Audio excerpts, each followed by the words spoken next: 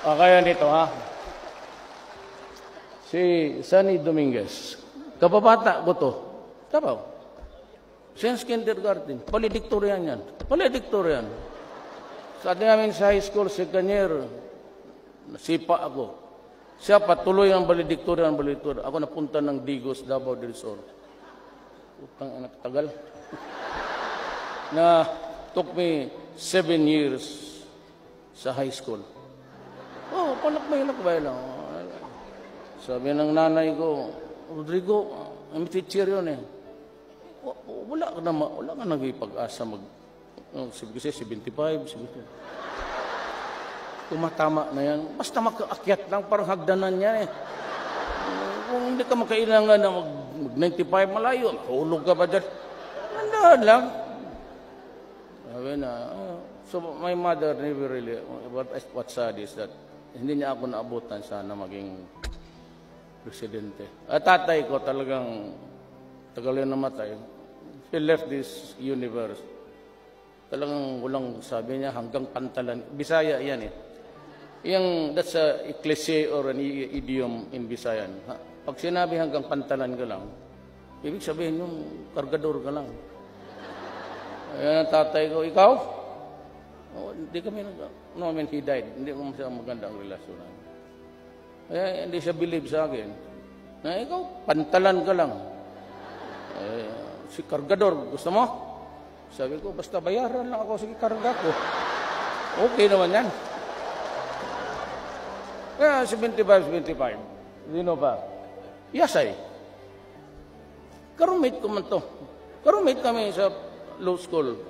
UP siya, Padre Paura, San Beda ako. Bright. Doresa. Doon ako napunta sa high school na nandoon si Doresa. Naabutan ko siya. Nauna pa siya graduate sa akin. Anak na. High school. Ano ba to? Totoo. Doresa was valedictorian pag-graduate. Puro yan sila valedictorian. Ang Defense Secretary, John Lorenzana. Alam mo, hindi ko alam yan. Pastor Kibuloy is from doon pinanganak ko, Tabato City.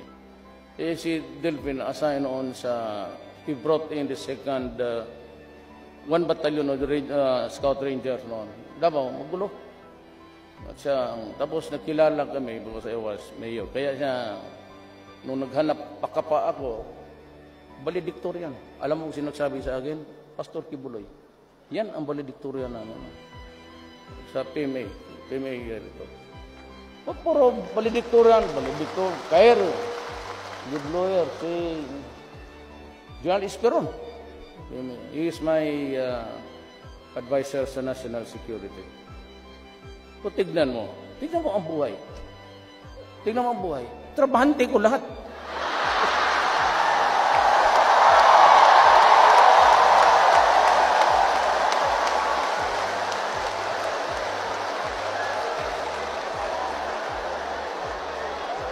Diba? So what's there's no secret actually. All you have to do, baski you have to have values in life. Baski ako ganito lang, sabi na pumapatay, yan ang gusto mo eh. Sinabi ko na sa inyo, hinto. Ginusto mo yan. You have the free choice. Kaya itong mga extradition, walang